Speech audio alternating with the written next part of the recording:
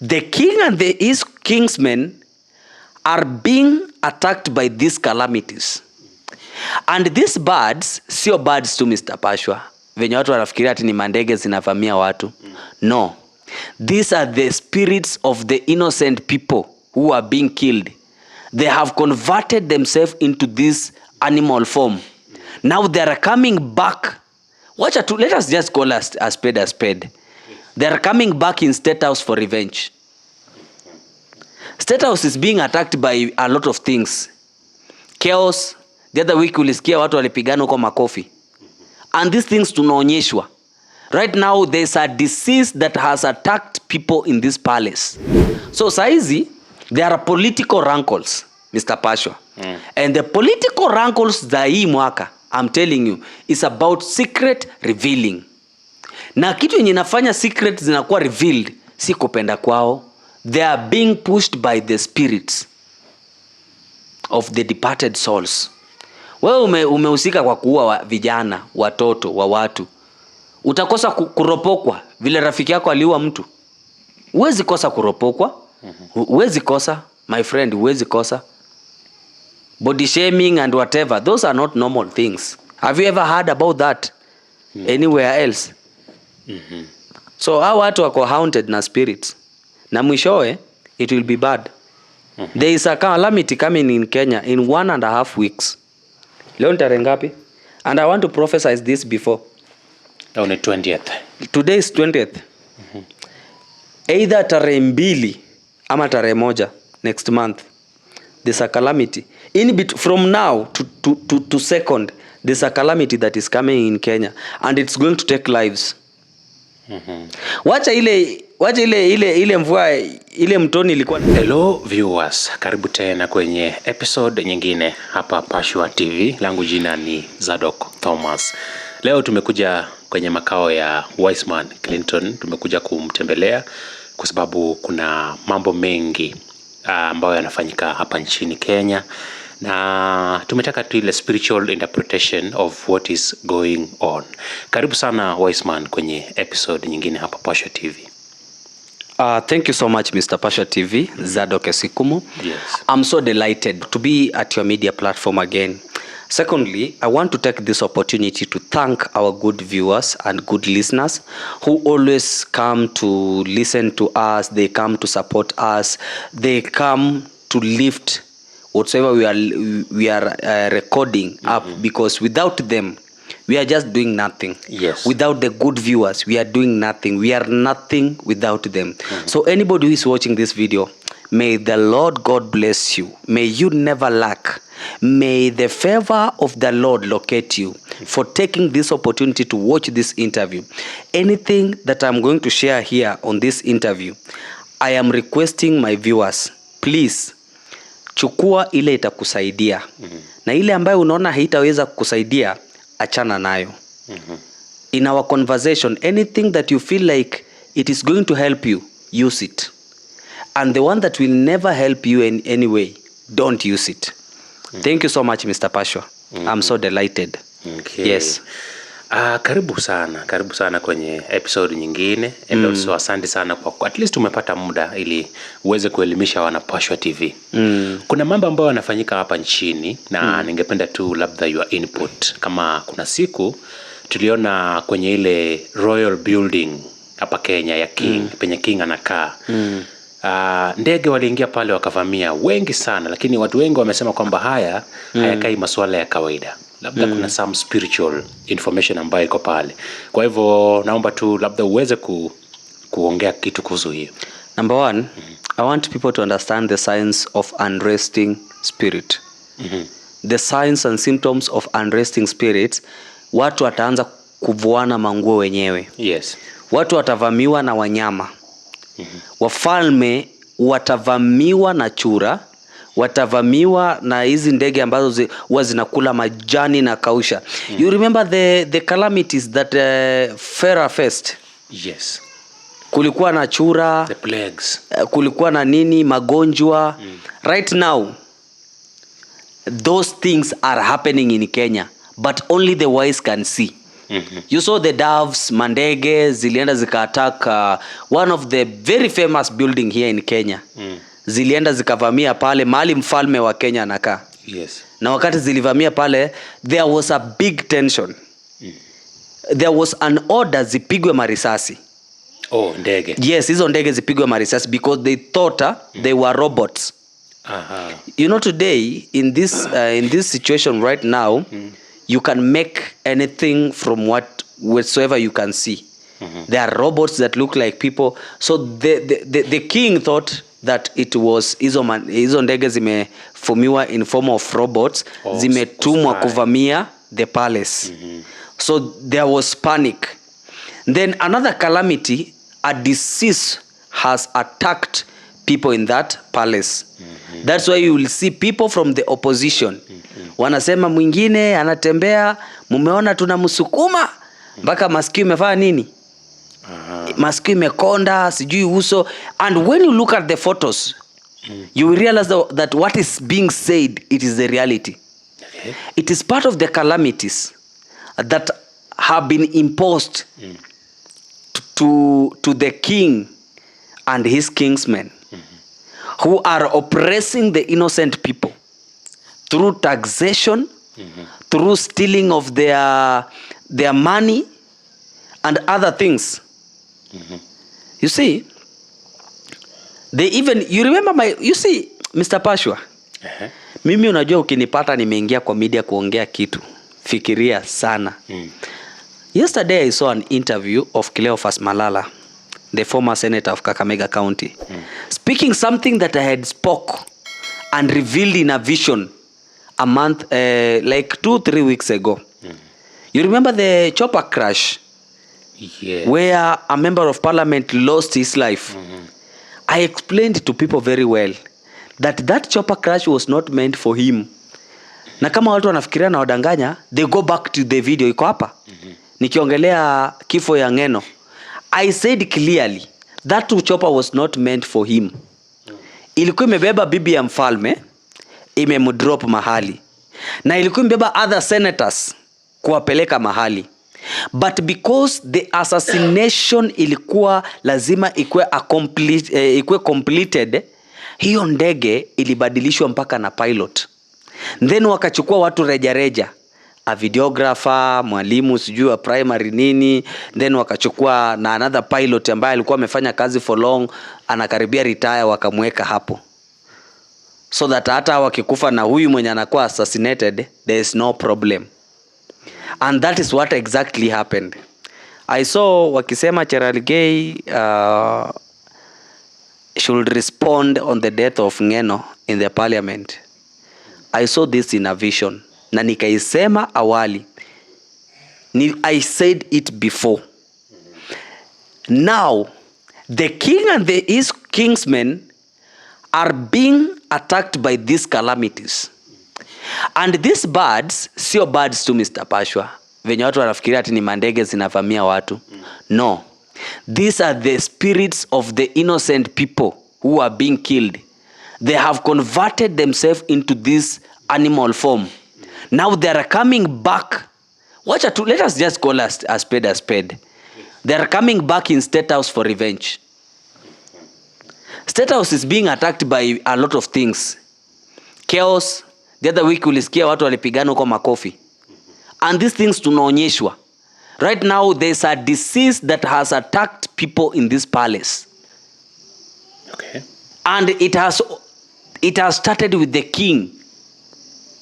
Kingsmen and people who are around him, if they will not be very careful, hawataona mwezi wa 4. Okay. Na narudia, hawataona mwezi wa 4. So they should be careful. They should be careful. What should they do? I want to teach Kenyans one thing. The spirits of the innocent people which were killed some years back, this spirit is coming back in form of what? Number 1, secret revealing. Juzi umemsikia Mr. President akiongea hadharani akisema kwamba the former DP Rigathi Gachagua alikula msichana akamtia mimba na akafanya nini? Akamuua. Those are not my allegations. They are the allegations of the current president of the Republic of Kenya. And I want to tell you, Mr. Pashwa, ukifuatilia anything Rigathi Gachagua anasema about President Ruto, na ufuatilie anything President Ruto anasema about Rigathi Gachagua, there's nothing like falseness in it. Anything the two are saying about each other, it is nothing but the truth. Why am I saying it is nothing but the truth? When Mr. President is saying that wewe ulienda kwa kitanda ukamanipulate wili ya ndugu yako ukabadilisha kama bado anagonjeka, those time the person is talking about was his deputy, his running mate for the presidential seat. Now they were looking for funds to fund up their campaign. This means part of the money that Mr. President is saying Rigathi Gachagua manipulated was used to fund their campaign. Where alafu anakuja anasema alipata mtoto wa msichana rika ya watoto wake, akaenda akafanya bla bla bla. It is not easy for a president to say such a thing. He's being pushed by spirits of this lady, because this lady knows that he was his friend and he knew that I was killed. She must push him to say this in public. Ndio namuona anakuja kwa public anasema, hata ukienda kumuuliza kama amekaa peke yake atakwambia bwana hata mimi maneno sijui, nilijipata nimesema. The spirit of the innocent girl that was killed is the one that is pushing him kwanza kusema hiyo maneno. So wanatoboana masiri. Anything ambazo wanafanya right now ni siri, wanatoboana. And hawatoboani siri because wao wanataka kutoboa siri zao kwa public. No. The unresting spirits. Mr. Pasho, acha nikwambie, ukiwa mtu, and I want these people to listen to me very careful. When you kill somebody na haujafanywa kitamaduni, unajua kuna njia mingi sana za kuua mtu. Unaweza ua mtu kwa kutaka kumuattack umuue. Unaweza ua mtu kwa kutokutaka, kwa kitu kama ajali.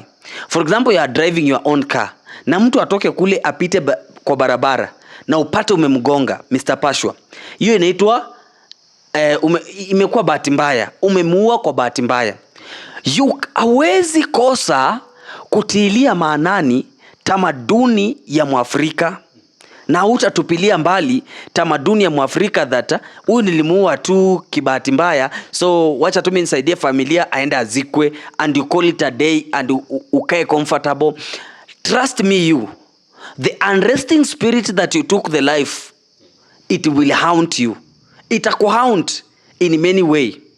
Either itakuwa inakufanya una cause more accidents, or it will come to your family to attack your family indirectly through diseases, or it is going to be disturbing you mpaka unaingiwa na kitu kama kuwa mwenda wazimu.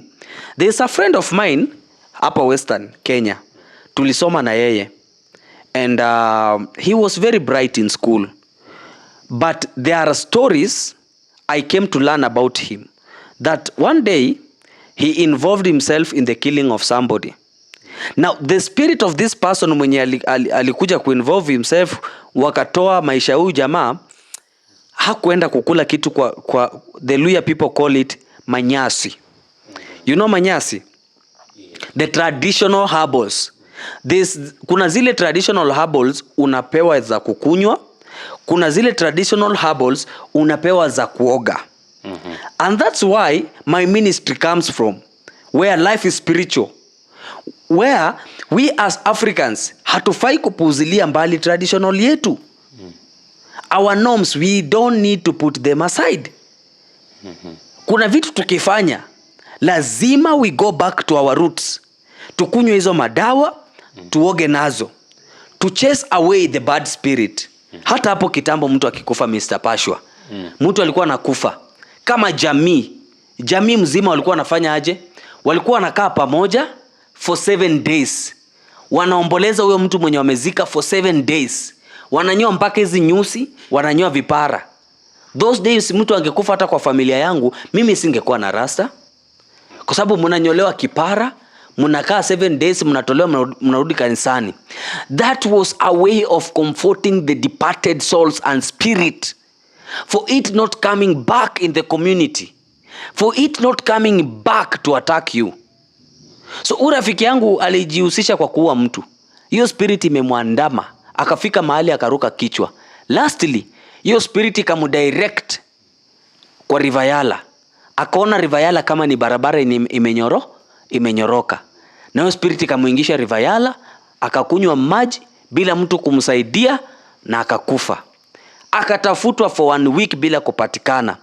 But hiyo spirit ya mtu hiyo maji haiwezi kupeleka mbali.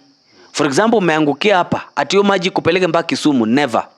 Mtu akiangukia hapa, spirit yake itafanya juu chini, imconvey hapa, ndio watu wake wakaanza kumtafuta wampate.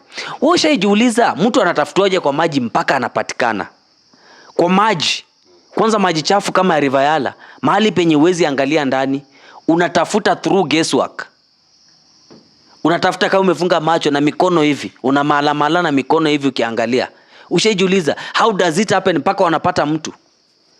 Mr. Pasho hata uwawe aje na uende tupe kwa mtoni bila watu kuona.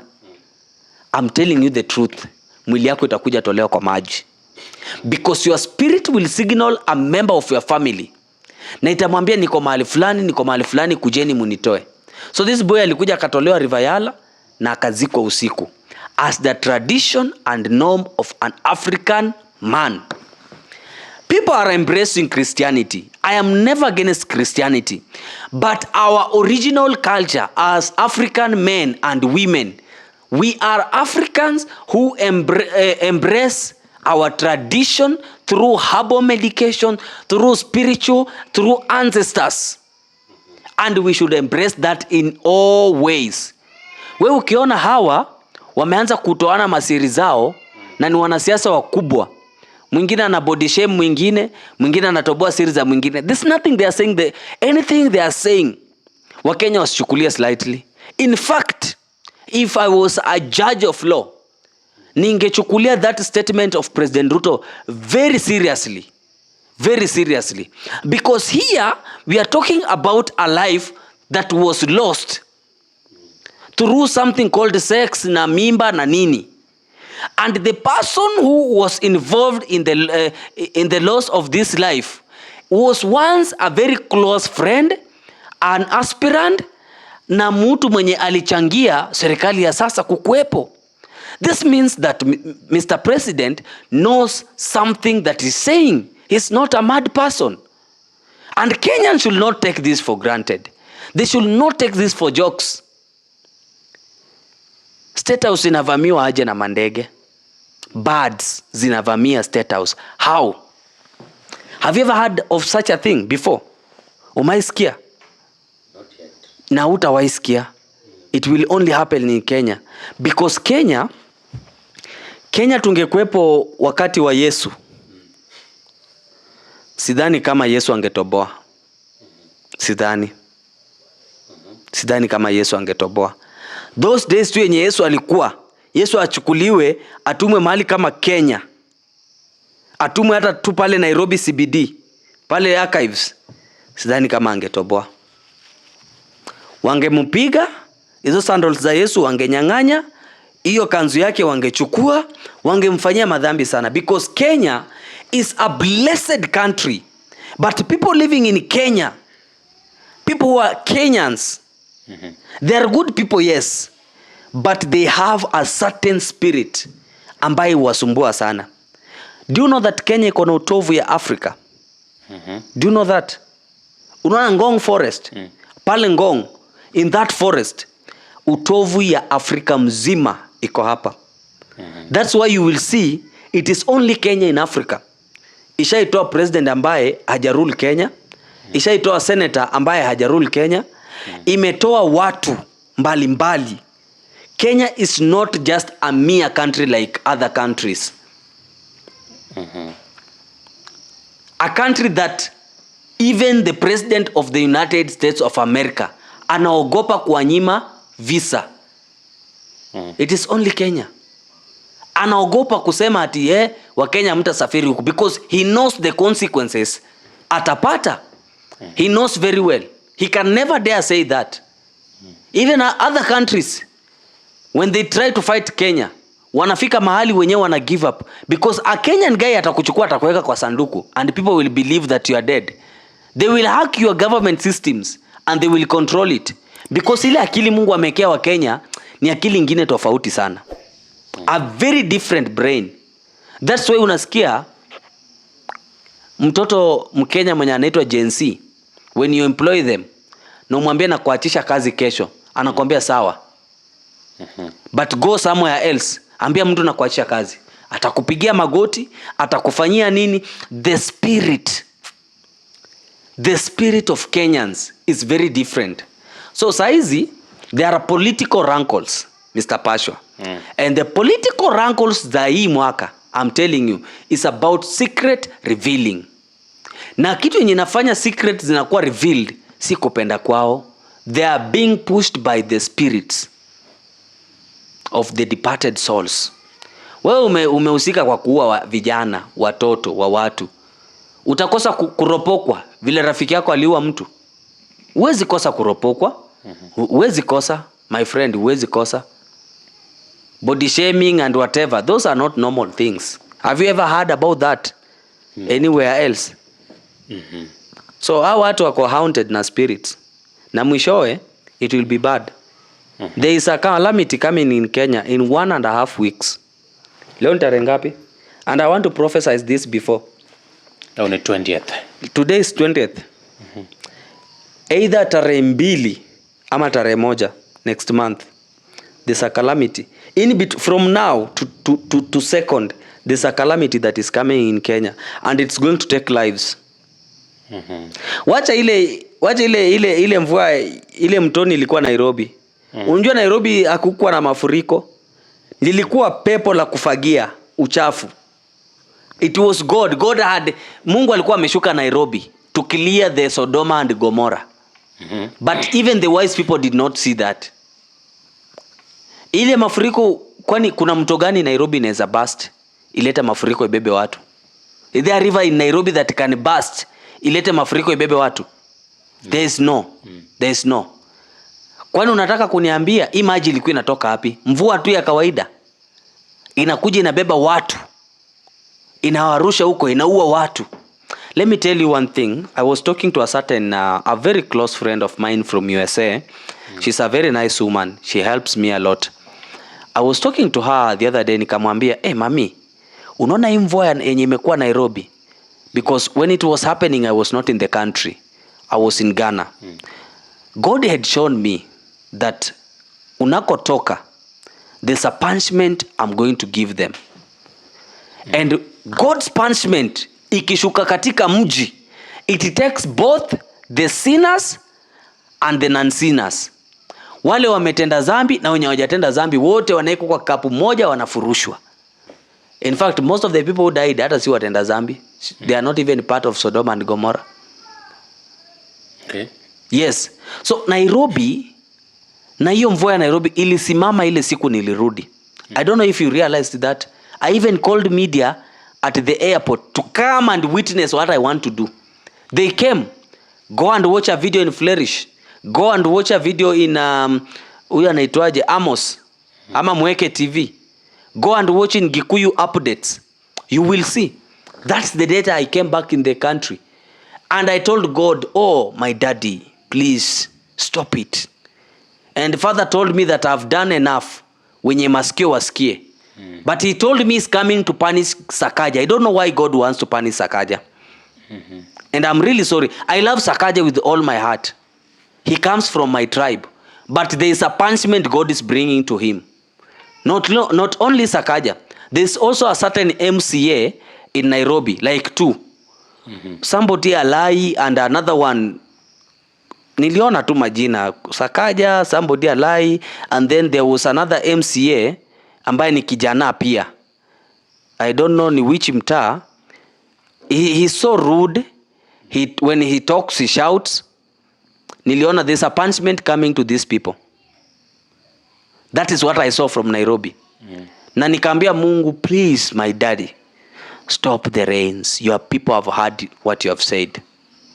You see Nairobi today, pale nyuma Mr. Zadok, kitu ya ugeism na lesbianism, haungefanya tu hadharani. Yes. Ungepigwa na wazazi, ungepigwa na anybody.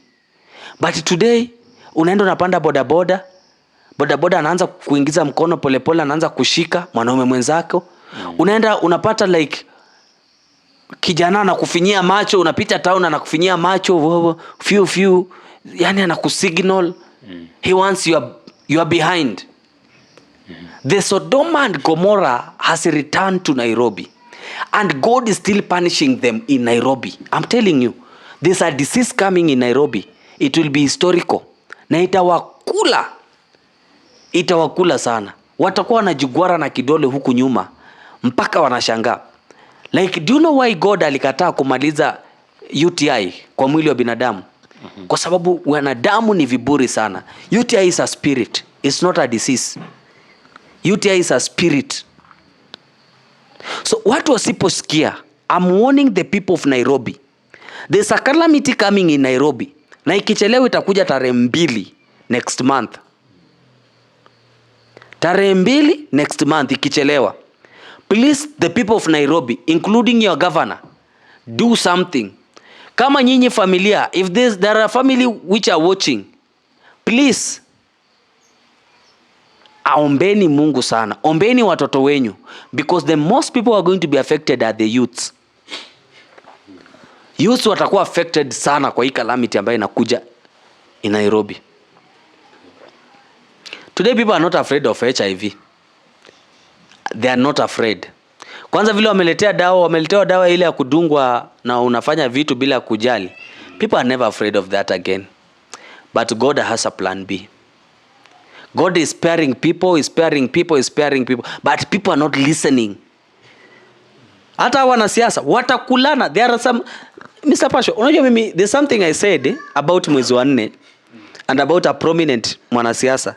Kufikia mwezi wa 4 atakuwa ametoka. Very prominent.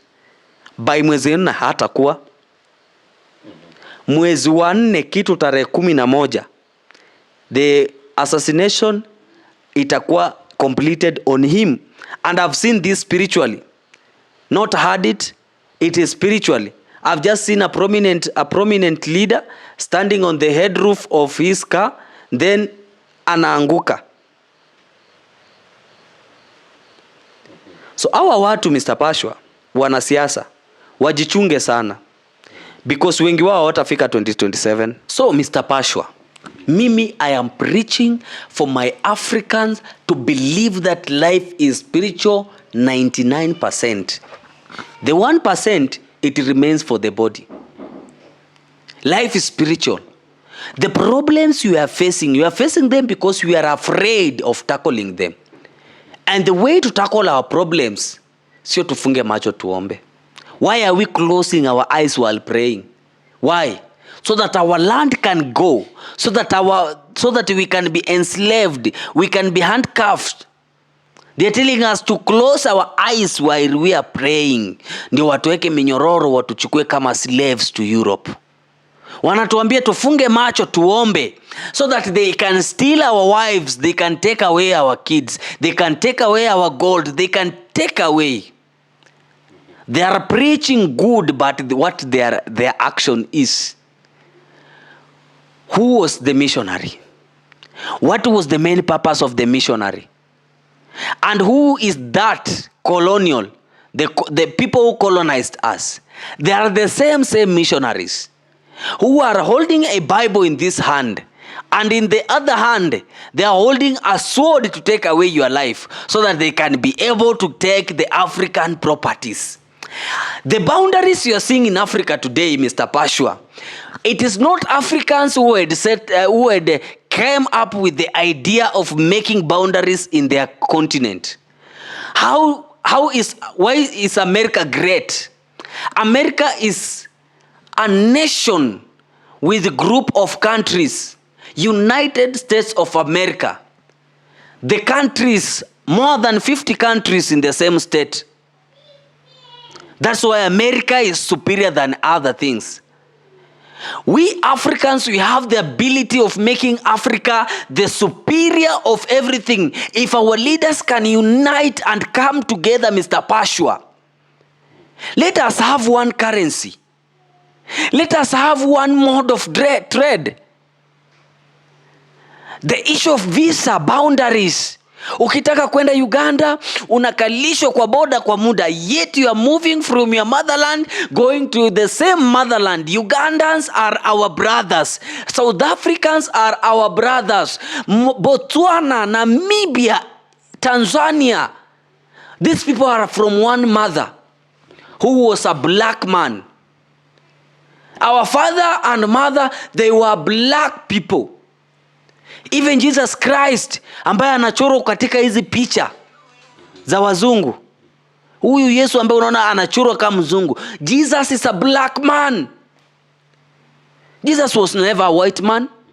So a white man comes with the philosophy of Christianity. Yes, believe in what you are believing in. But there are things you should never run away from. Africa is our business, and it will remain to be our business forever. When we die, we are going to be buried in our ancestral land, which is Africa. Africa is the source of life everywhere. A spiritualist man who is in Africa, the white will call him a witch doctor. In Kiswahili, watasema ni mganga. Yet this just a medic. A spiritualist man, a medic who helps people through the intervention of the African herbal and through the intervention of the departed souls and spirits. We are able to tackle our problems in that way. White people are never going to be happy when they see us moving forward. The white people are never going to accept us when we want to unite. When they see Kenya and Uganda uniting, they will come to make sure that there is no unity between Kenya and Uganda. When they see Venezuelans are trying to do business in Africa, they will do everything to make sure that that business does not succeed. Why? Because they are so mean. They know the superiority of our spirit, the African spirit. The superiority and the power of an African man, the white people knows very well. That's why kila saa, tell me, if there is any footballer who is a greater than an African footballer, they will not accept that. They will tell you Messi is better than Paul Pogba. They will tell you Messi is better than Kylian Mbappe. Or even Victor Osimhen. They will make their people look very superior. Mr. Pasha, do your investigation on for example, on a competition of 1 by 1, where the winner must be announced as a winner. In most of this competition, Africans have been dominating. Look at Mike Tyson. He is an African man. He has been dominating in boxing. Look at Muhammad Ali, an African man. Show me any white man who was ever to defeat Muhammad Ali or even Mike Tyson. They are very inferior. Tell me, Africa got everything to take. And one day, I'm telling you, Mr. Pashwa, Africa is going to rule the world. You saw what they did. I don't recognize Morocco as Africans. They are not part of us. Even themselves, there's a day they stood up and said they are not part of Africans. Moroccans are not Africans. They are not, according to my philosophy.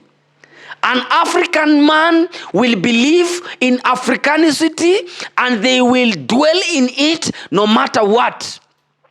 That's why our fathers, when they got sick, they could go in the forest, look for herbal, and whenever they could find the herbal, they could use it immediately.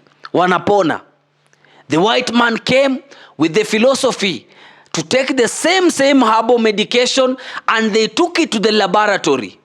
When they took it to the laboratory, they did their experiment and they manufactured medicine from it. They took their children to school and they gave their children a name called doctor and nurses. And they came back to tarnish our traditional herbalist. They gave them jina la muganga.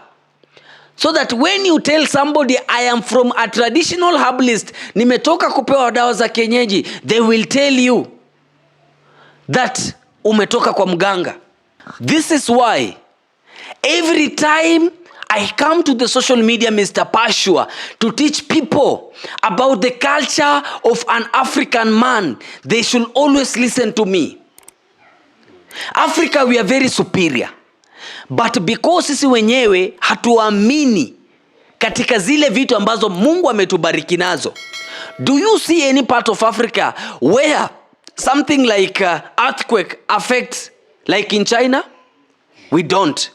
Do we have the bad seasons like what happens in America, California, like what happens in London, like what happened in Frankfurt, where snow comes to cover the houses?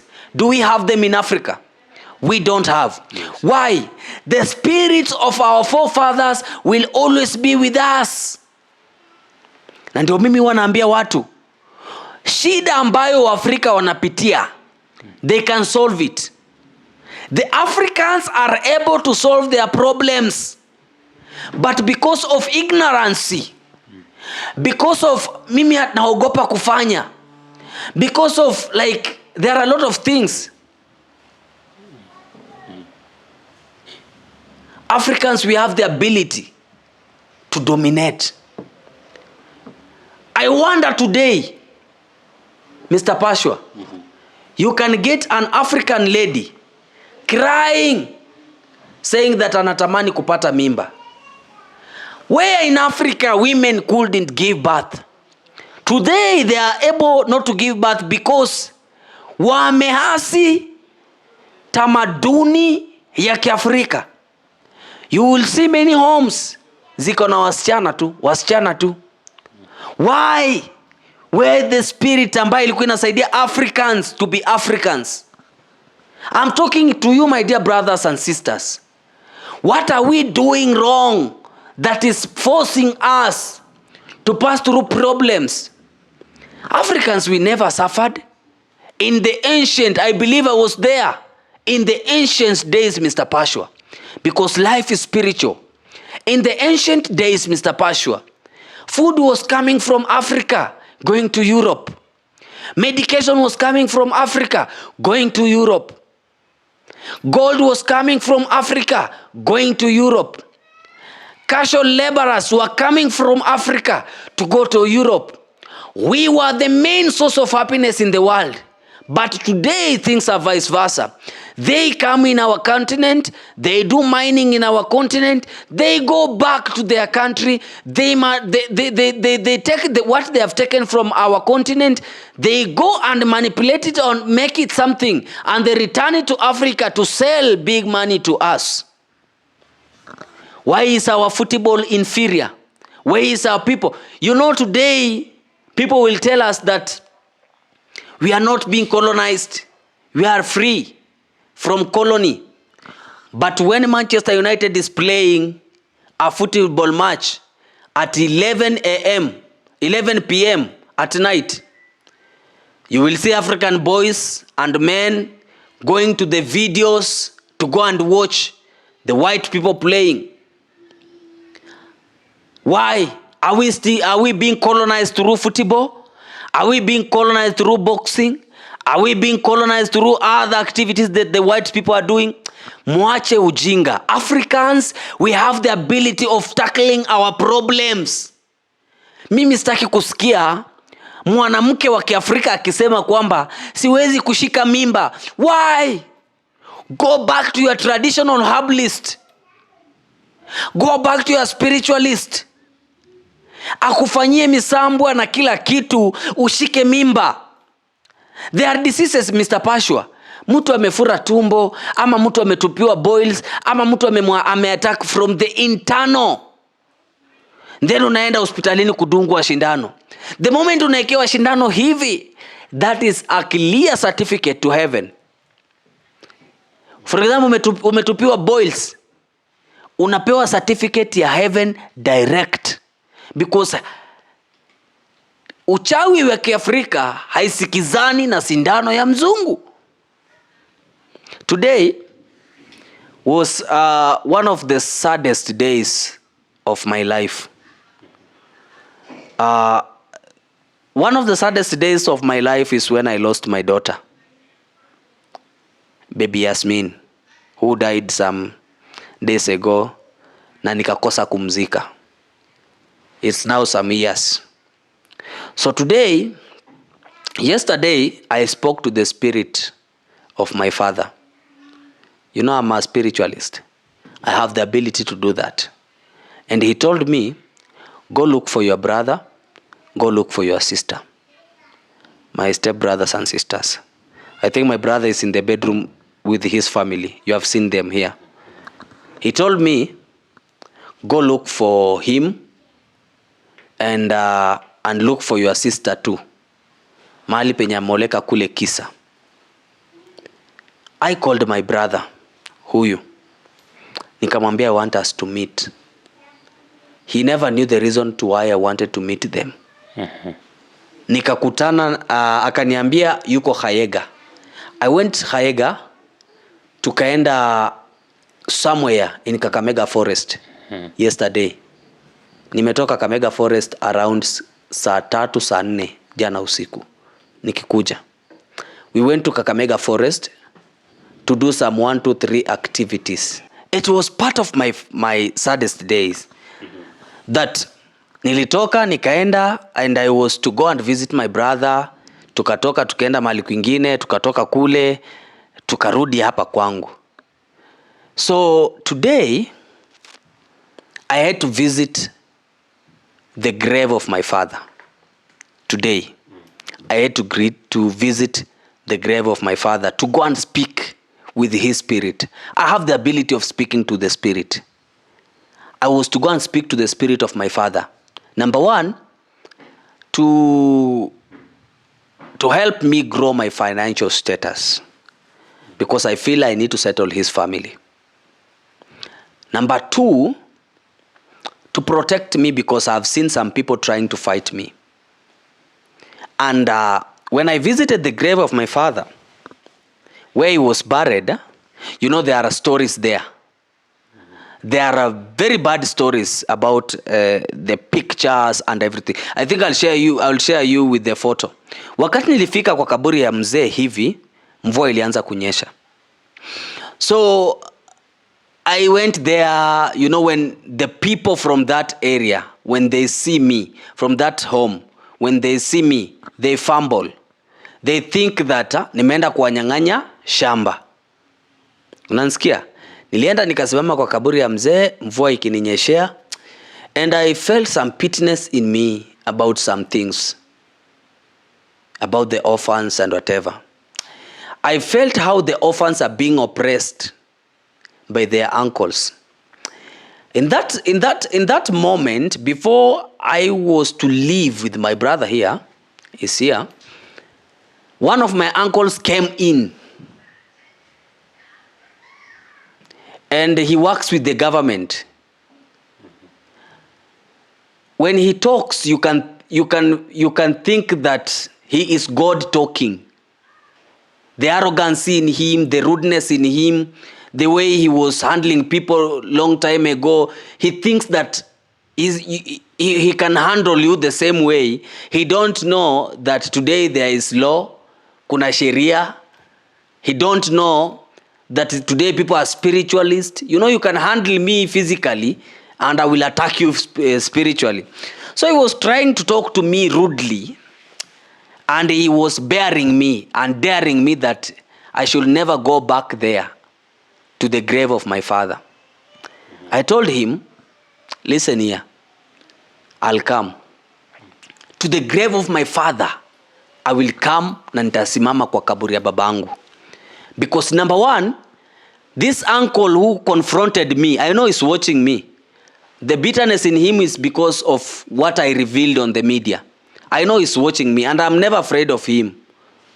He is not my community administrator. He's not my community administrator.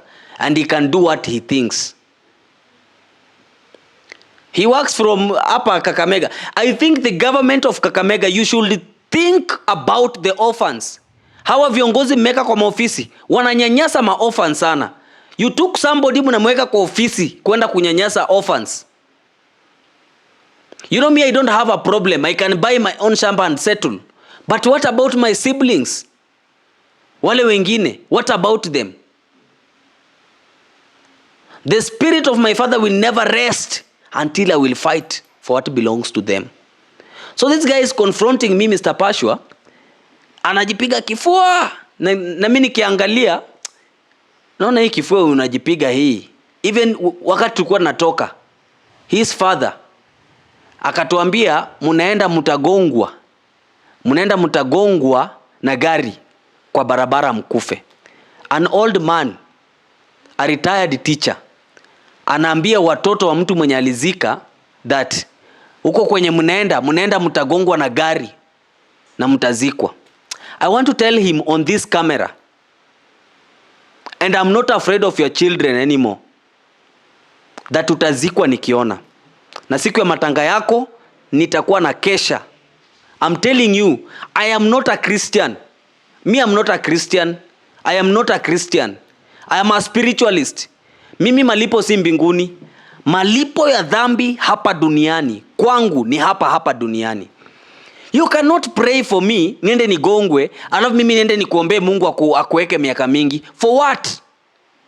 I'm going to start fasting and praying, Mr. Pashwa. Na hii video na i-record for reference for 7 good days. Let us see. Amesema tuende tugongwe. We have driven safely, hatujagongwa. Now yeye ameachilia kombora yake na mimi nataka niachilie yangu. Yake haijafanya kazi. We want to see nani itafanya kazi. A retired teacher, you talk that of children, watoto wadogo wenye unaulizana nao shamba. Mimi sitaki shamba yako. I have people who have stood with me and I'm going to acquire very many shambas. You go somewhere, mtu anakuambia uko kwenye unaenda kugongwa na mnaenda kukufa. An old man seated on a chair. Shame on you. Hata uko na bahati Mungu amekupatia miaka yenye uko nayo. Shame on you. Tell your children to take me where they think. Kuna sheria. Kama mnaona nimewakosea kwa hii video, waambie watoto wako wanipeleke mahali wanaweza. Ama spiritualist, tutapigana na nyinyi mpaka nitahakikisha nimeshuhudia. I'm telling you this. My good viewers, I'm very sorry for my bitterness. But you see, the bitterness of me inakujia mahali nimeenda kutembelea kaburi la baba yangu mzazi. Nimechukua ndugu yangu na dada yangu tuende tutembelee kaburi ya baba yetu. Then you are being attacked because you have gone to visit the grave of your father. And somebody from government office, I will push you. I'm telling you, I will push you. Hiyo kitu unakalia ya kunyanyasa watu, I will push you. Let us see. Hata ofisi utanyang'anywa. Let us see. Unajipiga kifua sana, unasema nipeleke mahali unataka. Ita hata Ruto ukitaka, nipeleke mahali unataka. Because you are just a community administrator. We have seen people, presidents, wenye kiburi kikubwa kukushinda. And where are they? Wamezikwa. Even there was a chief in your area. Alikuwa kiburi sana. Si amekula mchanga. Who are you to threaten a spiritualist? Don't dare me. I'm undareable. You can locate me, come and do what you think, but I will fight you spiritually. Mimi malipo si mbinguni, malipo ni hapa duniani. This guy is telling me, Mr. Pashwa, enda uambie lawyer wako, aniandikie lawyer wangu. Where can you get money to pay lawyer? Utatoa wapi pesa ya kulipa lawyer? Which a lawyer do you have? The money umeiba public trustee. Pesa ya shamba yenye umekula. I'm telling you, I'm coming for everything. Mimi sitaki shamba, nataka tu kuumisha kichwa. That is my main purpose. Kuumisha tu kichwa. Na mtaumia kichwa sana. Don't joke with the spiritualist. Me, when you dare me Guys, when you dare me physically, I will dare you physically. Huyu mzee ananiambia niende nigongwe na gari nikufe. Sijui tumpatie miezi ngapi. I don't want to speak about that. Because I'm starting prayer and fasting tomorrow at 7 for him. Even kuna one of the community member came to me akaniambia, Clinton, mkiwa na kitu patieni mzee kule. Unajua miaka yake mbakia kidogo. Kidogo inabakia nini? Si atoke. Ukizeeka umemaliza mambo yako, badala ya kusumbua watu, toka. Me am undareable. Don't dare me. I am not your mother or your father. Don't dare me. I am a spiritualist. Na ukiona nimekukosea, nipeleke kwa sheria ya kidunia. I will deal with you na sheria ya kidunia because I know law, and I will deal with you physically. Wewe uko na nguvu za mikono, ndio maana viungo vya mwili zako zingine zimetolewa.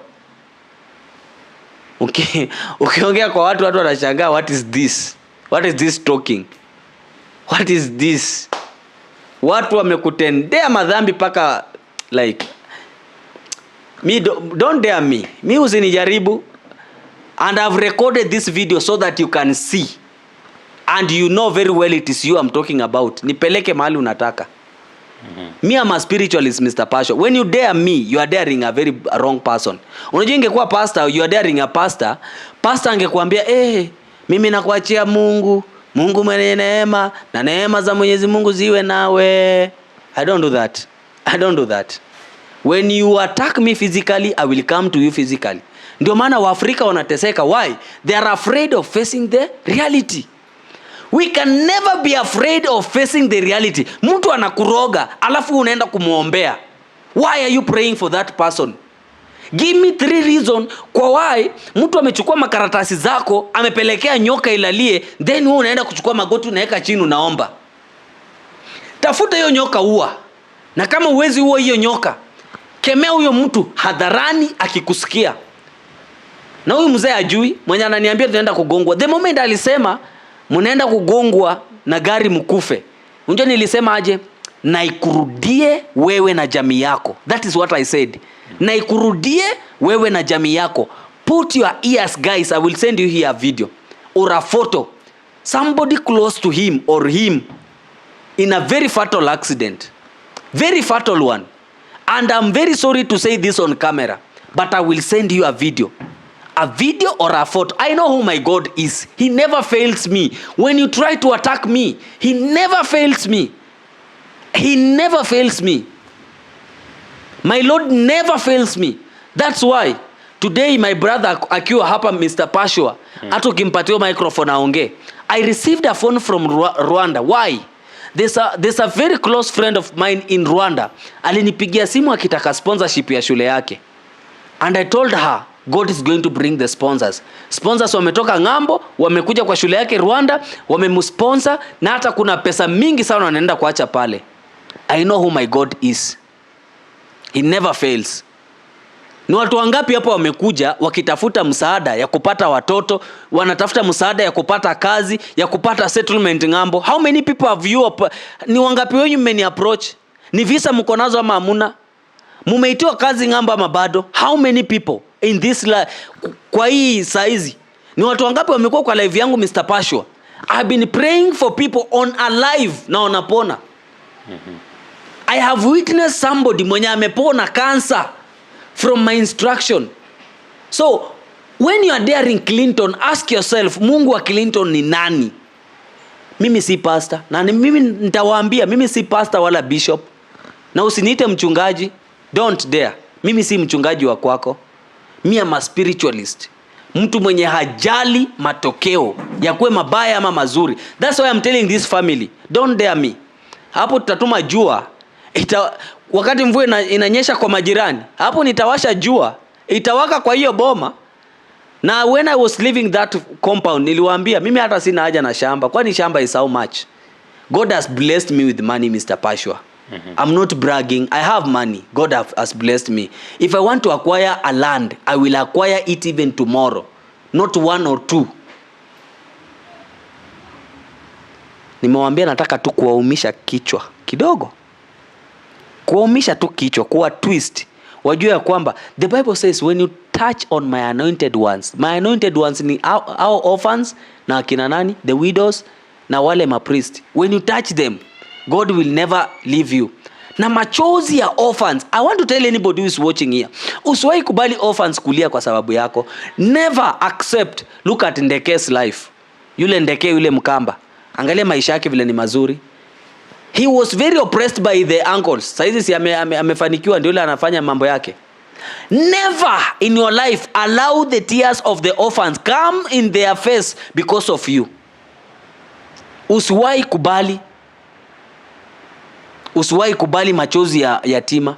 So somebody uko na kakazi ka 15,000 ama ni 18. Unataka kunitishia mimi. My friend, I started touching money when I was still living there, and I was richer than you. Even right now I'm richer than you. I'm not bragging, but I'm just saying. Nilianza kushika pesa nikiwa naishi hapo kwenyu. Mkaona wivu, mkanifukuza kwa sababu I was going to be the most richest person in that family. But mulinifukuza na hamkuzima nyota yangu. Bado nang'aa. And I know the Lord I'm serving. I know the Lord I'm serving. So, mtu tu na kakazi tu unataka kutishia watu kwa sababu umeandikwa kwa serikali. Yenye unaweza amka kesho na ufutwe. Tunaweza kuendea mahali uamke kesho na ufutwe. Ama upewe ugonjwa kwa kitanda for some years. We don't care bana. Unafuata baba yangu sijui mara 5. Respect us. Respect us. Wewe unafuata baba yangu mara 5. Respect us bana. Usilete ufala yako ya ukali. Ukali peleka huko. Pelekea ndugu zako huko na wazazi wako. Usilete kwangu. Mimi usilete ukali yako hiyo. Utakuja venye unakuja na ujui mimi nimekujaje. Utakuja venye umezoea, ujui mimi nimekujaje. Kwa sababu nikikuja mahali lazima na kwa nimejipanga, ujui nimekujaje. I'm bringing you a someone and you unaanza unagombanisha nani? Mimi sijakuja kuona wewe, ndakuja kuona kaburi yako, sio wewe. Sina haja na wewe. Nitakuja ona kaburi yako, sio wewe. Like I visited the grave of my father, I will visit your grave, not you. Sina haja na wewe. So hizo makelele yako mingi hizo, ngojea wakati utakufa unipigie, because I don't fight people, I fight their spirits. Ngojea wakati utakufa ukuje upigane na mimi na spirit yangu. I will fight with your spirit, not you. Sina haja na wewe. Na you don't live very far from me, you can get me. Na hata unajua. Let us fight and see who will win. Ni wangapi wamejaribu kupigana?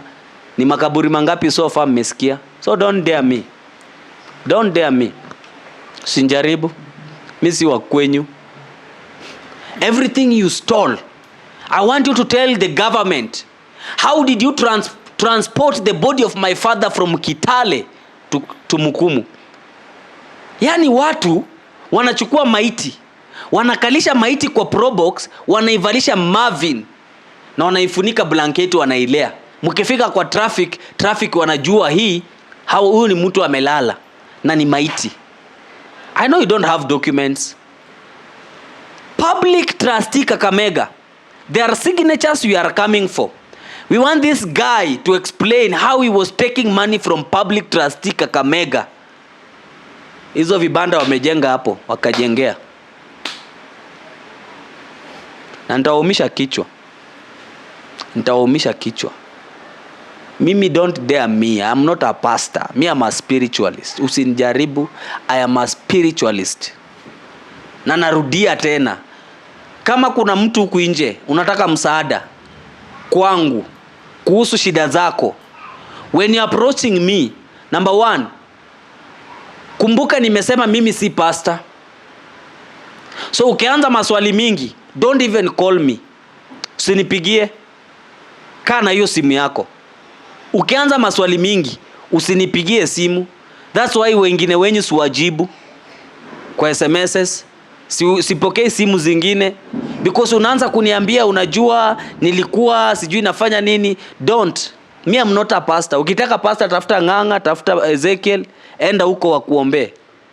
But when you are looking for a problem solver, a spiritualist, mwenye anakuangalia hivi anakuambia shida zako, anakusaidia kusolve shida zako, you can call me. Hati sijui bla, no, don't. So Mr. Pasho, today nimekasirika, ukiniona nimeongea na machungu hivi. These people wamenikasirisha. Unaenda kuona kaburi ya baba yako. Alafu sijui ni takataka ama ni mtu. Sijui I have really admired to take away the life of this guy. But the spiritual life I live in, Mungu ananikataza. This guy messed with my education when I was in class 4. He messed with my education when I was in class 4. The same guy mwenye anaenda kuiba maiti ya babangu kwa mochari Kitale is the same guy approached my father akamwambia, toa hizi takataka zako hapa, sisi sasa go and leave hizo takataka zako. The same guy, the first thing aliingia kwa nyumba yetu ilikuwa kuiba simu ya baba yetu. The same guy alichukua simu ya mzee. What was he doing with the phone of our father? The same guy frustrated us a lot. Wakati tulikuwa tuna school with this brother of mine, tukienda shuleni tukirudi tunapata ametoa roof ya nyumba yetu, malazi yetu imenyeshewa. Now the same guy ananiambia nisivisit boma lao kuona kaburi ya baba yangu. I'm telling him, I will not visit boma lenyu, I will visit your grave. We can cut or we can go anywhere. Nimeshamtumia message yangu. I will not visit boma lenyu, nitavisit kaburi yako. Trust me, mimi ni mtiriki. I am a tiriki man. And I don't compromise with the silly things. Yeye anaweza enda kwa mchawi wake, kwa sababu nilisikia watu wa community yake walitaka kumuua wakati fulani. Akaenda kwa mganga wake fulani akamtengeneza, but mimi am a tiriki. I know you in and out. First I started encountering with you when you are still schooling. So I know you. I know how far you can go. Don't dare me. Usinjaribu. Mimi si wa kwenyu. Baba yangu ndio mko wako, sio mimi. Na tutaasha jua kwa hiyo boma, mtaona. Tatuma mwezi usiku, mchana natuma jua. Ama nibadilishe mwezi mchana, usiku jua. Me am a spiritualist. Don't dare me. Usinjaribu. You can go to hell. Enda uambie lawyer wako anaandikie barua, summon me. But let me tell you one thing. Kitu ujui. You see the barua muli draft za Kakamega, I have them with me. Everything you guys drafted, I have them with me. I can tamper with your work. Usicheze na mimi. Usicheze na mimi, nimekuja kuharibu. Naweza tamper na hiyo kazi yako. So respect yourself and respect me kama mtoto wa ndugu yako. We have grown with you. Nimekuona ukigrow. All the dirty things umefanya nimeona. All the dirty things umefanya. Tukiishi uko ujombani kwako, kwa sababu mimi niliishi kwa my great grandmother ujombani kwako, all the dirty things ulifanya uko ujombani, I was there, niliona. So don't dare me. Don't dare me. Usinjaribu. Mr. Pasho, do you have any other question? Because the more I talk about this guy, ananikasirisha. Mwanaume kushout saa yote, anakuongelesha kama takataka because umevisit kaburi ya baba yako. He's afraid unaenda kumnyang'anya shamba. Si anunue shamba kama yeye ni mwanaume. Okay. Shamba yenye ulipata through pitness ya Uhuru Kenyatta. Ndio nini? Huwezi niambia kitu bana. Takataka utaniambia nini? Okay, Wiseman, I know we have taken time. Hii video imefika, right now we are at 1 hour. But there is this question ambayo ningetaka kuuliza. Okay. Kuna clip ambayo imekuwa ikitrend kwamba nabii anatembea alafu wanaokota mchanga. Unaona wafuasi wake wanaokota mchanga. I saw that one from the followers of New Life Church. Anakanyaga mahali watu wanaokota mchanga. Hiyo ni ujinga na upumbavu. Yes. Unaokota mchanga what for? Wanasema kwamba imebarikiwa. With what way? Kanyaga shatani, kanyaga the feet. How does the white man describe us with the feet? That the devil is down. Ukikanyaga chini unakanyagia. That's why the matairi ya gari ni black.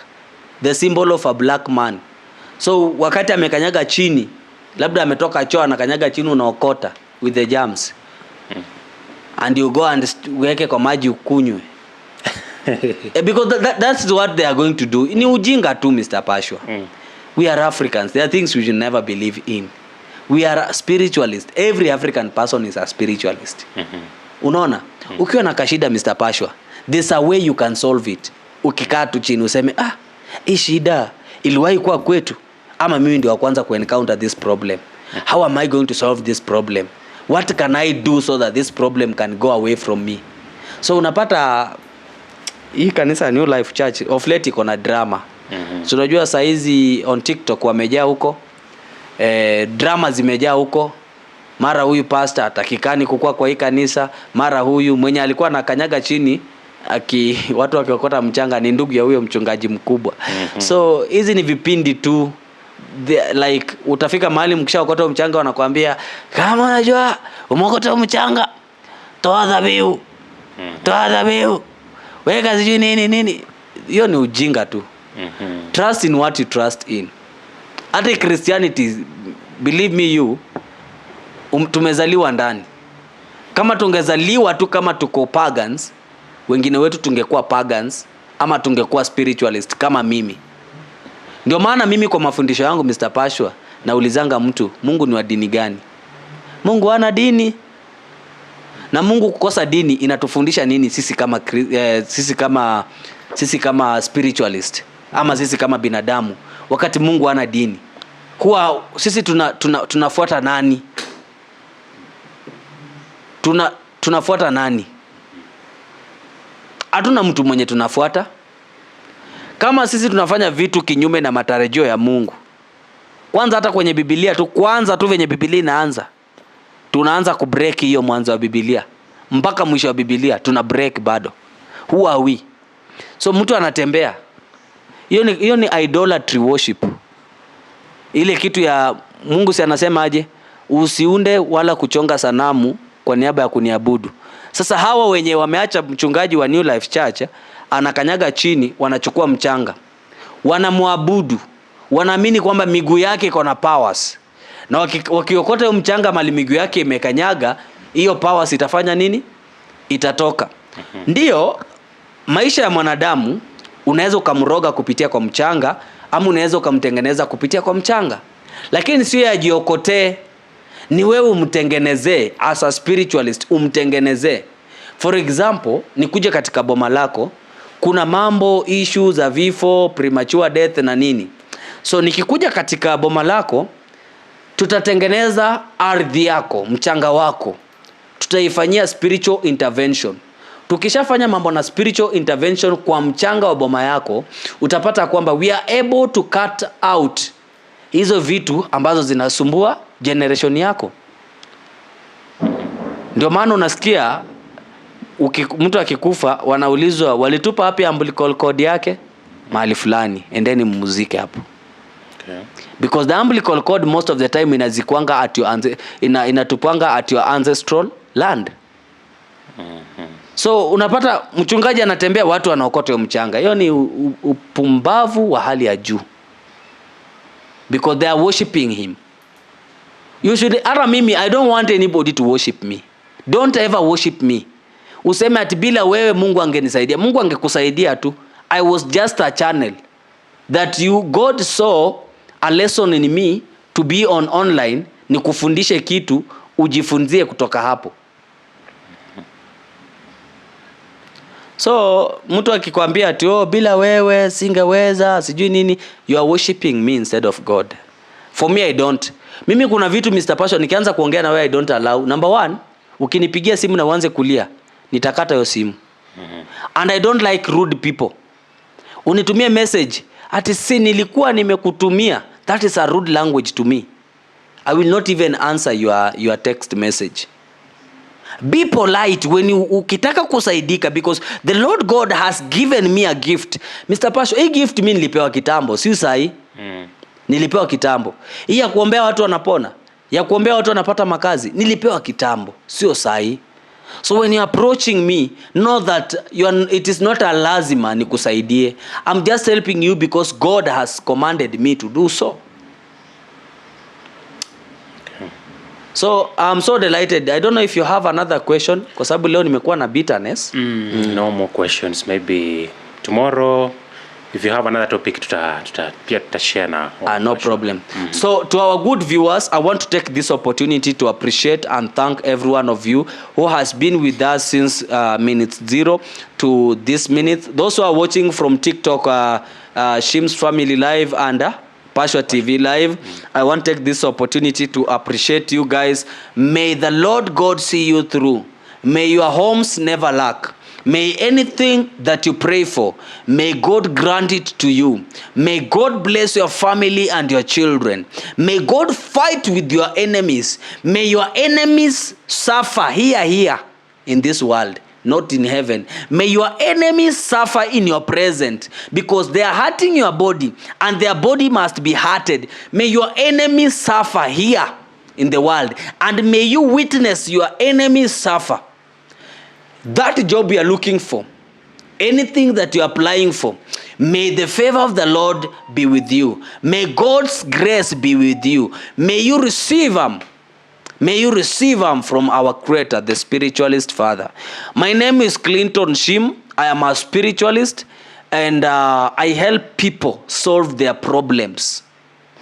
I help people solve their problems, regardless of gender, place, or anything. I help solve their problems. Kama unatafuta kazi, unatafuta mtoto, unaambia Mungu akusaidie biashara yako ikuwe mzuri.